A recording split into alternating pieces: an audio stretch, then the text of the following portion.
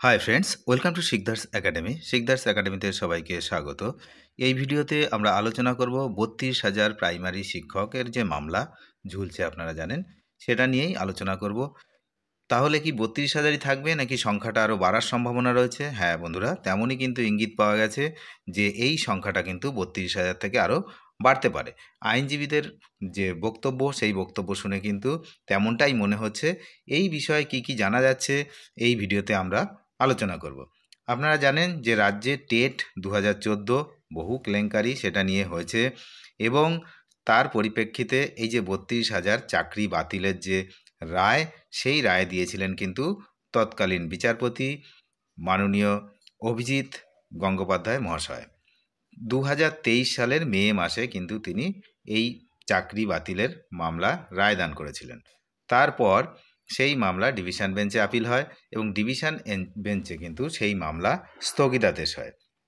তারপরে বিভিন্ন জায়গায় ঘুরে সেই মামলা সুপ্রিম কোর্টে যায়, সুপ্রিম কোর্ট থেকে ঘুরে এসে আবারও সেই হাইকোর্টে আসে এবং হাইকোর্টে আপাতত সেটা বিচারাধীন। তবে বিচার বিলম্ব হওয়াতে আইনজীবীরা অনুরোধ করেন যে এই মামলার দ্রুত শুনানির জন্য এবং শুনানি শুরু হয় ২৮শে এপ্রিল। ২৮শে এপ্রিল যে মামলা শুনানির দিন, সেই দিনই দেখা গেল বিরাট একটি গোলযোগ। কী গোলযোগ? না, আইনজীবীদের মধ্যে কিন্তু নিজেদের মধ্যে বাকবিতণ্ডাতে জড়িয়ে পড়লেন রাজ্যের আইনজীবী, অর্থাৎ যারা এই ৩২,০০০ চাকরি বাতিল মামলার পক্ষে নয় বিপক্ষে, অর্থাৎ যারা ওই ৩২,০০০ চাকরি বাঁচানোর জন্য রয়েছেন অ্যাকচুয়ালি আদালতে পরিষ্কারভাবে বললে, তাদের মধ্যেই কিন্তু ঝামেলা শুরু হয়ে যায় নিজেদের মধ্যে। তার কারণ এখানে কিন্তু একটা স্পষ্ট ধারণা, সেটা হচ্ছে অ্যাপটিটিউড টেস্ট। আপনারা জানেন অ্যাপটিটিউড টেস্টই হচ্ছে মেন এখানকার কারণ হয়ে দাঁড়িয়েছে এবং রোস্টার মানা হয়নি, অর্থাৎ রিজার্ভেশন মানা হয়নি। যাই হোক, এই মামলাটি ছিল কিন্তু বিচারপতি সৌমেন সেনের এজলাসে এবং স্মিতা দাস তাদের ডিভিশন বেঞ্চে এই মামলার শুনানি হওয়ার কথা ছিল। এই মামলাটা থেকে কিন্তু বিচারপতি সৌমেন সেন সরে দাঁড়ান। সেটাও আপনারা জানেন যে উনি সরে দাঁড়ান ব্যক্তিগত কারণ দেখিয়ে, মামলা থেকে সরে দাঁড়ান। সুতরাং এটাও একটা ইঙ্গিত যে হঠাৎ করে সৌমেন সেন মাননীয় বিচারপতি কেন এই মামলা থেকে সরে দাঁড়ালেন। ব্যক্তিগত কারণ বলে বিচারপতিরা সরে দাঁড়াতে পারেন। তারপর এই মামলার দায়িত্ব পান বিচারপতি তপব্রত চক্রবর্তী।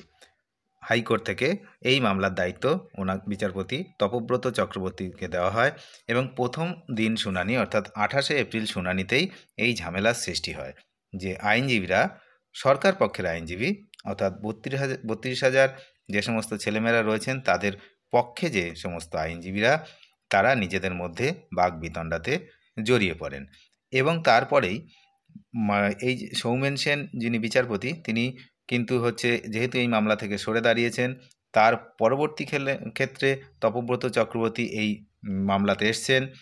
সেই জন্য উনি কিন্তু এই মামলাটার পরবর্তী শুনানির দিন ধার্য করেন এবং বলেন যে যেহেতু অনেকেরই একই রকম বক্তব্য রয়েছে, সুতরাং যারা হচ্ছে এই ৩২,০০০ চাকরি যারা বাতিলের, যারা হচ্ছে পক্ষে, অর্থাৎ যারা বলছিলেন যে তারা চাকরি পাননি, তাদের চাকরি বিক্রি হয়েছে, তাদের পক্ষের আইনজীবীরা, এই আইনজীবীর সংখ্যা কিন্তু অনেক, মানে অনেকগুলো কেস একত্রিত হয়ে গেছে এবং প্রত্যেকেরই অভিযোগ একই। সেই জন্য উনি বলেন যে এই বিষয়টা কিন্তু দেখতে হবে যে প্রত্যেকের যেহেতু একই অভিযোগ, আদালত একই অভিযোগ বারবার শুনবে না, সেই সময় আদালতে নেই। তাই উনি বলেন যে সবাই একসঙ্গে কাগজপত্র সব একসঙ্গে ঠিক করে সব উকিলরা মিলে আগামী ৭ তারিখের মধ্যে কিন্তু সেগুলো জমা দিতে হবে এবং ৭ তারিখ পরবর্তী শুনানি রয়েছে, অর্থাৎ ৭ই মে পরবর্তী শুনানি রয়েছে।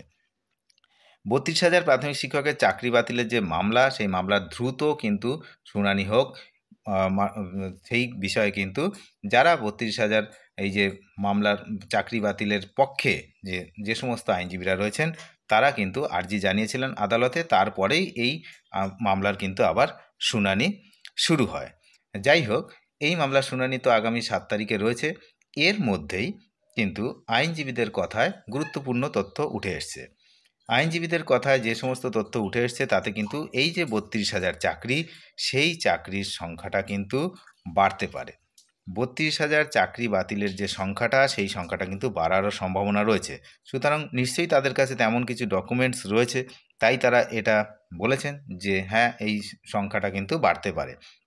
7ই মে যে 32,000 চাকরি বাতিল মামলার ফের শুনানি রয়েছে, সেই দিন কিন্তু সমস্ত কিছু ক্লিয়ার হয়ে যাবে, মোটামুটি ক্লিয়ার হবে। দেখা যাক, আরও শুনানির ডেট নিশ্চয়ই ধার্য হবে, ওই দিনই ফাইনাল রায়দান হবে না মনে হচ্ছে। তো যাই হোক, আমরা সেদিকে নজর রাখবো যে কি হচ্ছে আপাতত আপডেট। তবে এই যে 32,000, অলরেডি 32,000 তারা হচ্ছে নিজেরা কিন্তু ভুগছেন, মানে মানসিক এতে ভুগছেন। তারপরে যদি সংখ্যাটা আরও বাড়ে, সেক্ষেত্রে সমস্যা আরও বেশি সৃষ্টি হবে। মাননীয় বিচারপতি তপব্রত চক্রবর্তীর বেঞ্চে এই মামলার 7ই মে শুনানি রয়েছে, সেদিকে তো আমরা নজর রাখছি। আপনারা যারা নতুন, তারা কিন্তু অবশ্যই চ্যানেলটিকে সাবস্ক্রাইব করবেন এবং নজর রাখবেন শিকদার্স একাডেমিতে।